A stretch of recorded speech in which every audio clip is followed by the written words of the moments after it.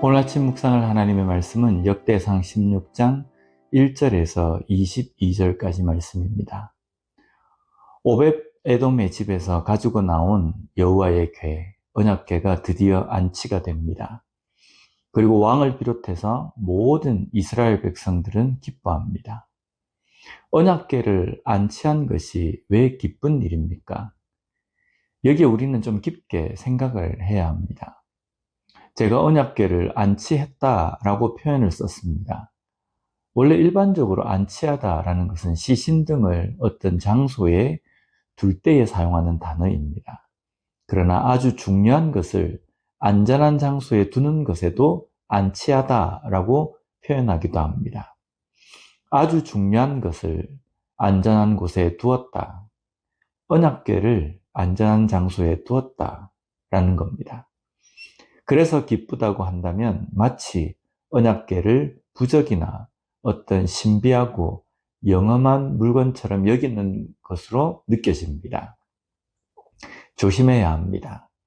이스라엘 백성들이 언약궤를 바른 곳에 두었다는 것은 언약궤라는 물건을 잘 모셨다는 의미가 아닙니다.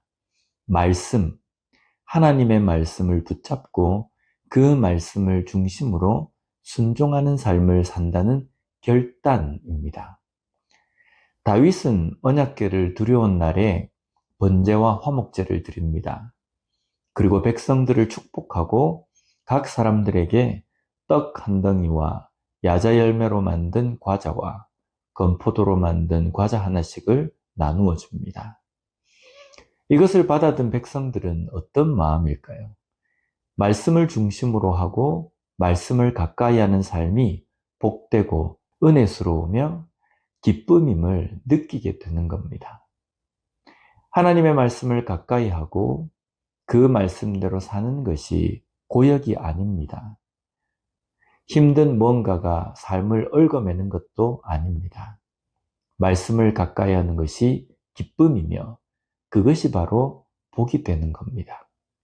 매일매일 말씀을 가까이 하는 복과 그 기쁨을 누리며 사는 우리가 되었으면 좋겠습니다.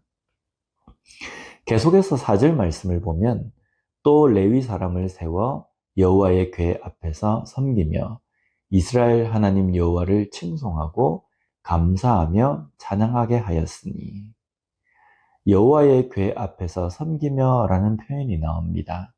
이것은 궤를 지키게 하였다라는 의미가 아닙니다. 궤를 중심으로 말씀을 중심으로 한 제사와 예배를 회복하고 다시 세우는 것입니다. 이것이 부흥과 회복입니다. 우리의 삶의 예배가 회복되어야 합니다. 회복된다는 것은 바른 예배의 삶이 되는 것입니다. 주일에 예배당을 찾아서 예배를 드리는 시간, 그 시간을 사모하며 소중하게 생각하는 삶이 되어야 합니다. 그냥 한 시간, 그 시간을 채우는 것이 아닙니다. 하나님을 예배하는 예배의 삶의 출발입니다. 그리고 매일 삶의 자리에서 하나님을 예배하는 삶이 되어야 합니다. 하나님의 말씀을 묵상하고 그 말씀대로 행하는 삶이 되며 하나님을 찬양하고 하나님을 기뻐하는 삶을 사는 것입니다. 오늘 본문에 예배의 삶이 어떤 것인지에 대해서 말씀하는 부분이 있습니다. 본문 8절에서 12절 말씀입니다. 너희는 여호와께 감사하며 그의 이름을 불러 아뢰며 그가 행하신 일을 만민 중에 알릴지어다. 그에게 노래하며 그를 찬양하고 그의 모든 기사를 전할지어다. 그의 성호를 자랑하라. 여호와를 구하는 자마다 마음이 즐거울지로다. 여호와와 그의 능력을 구할지어다. 항상 그의 얼굴을 찾을지어다.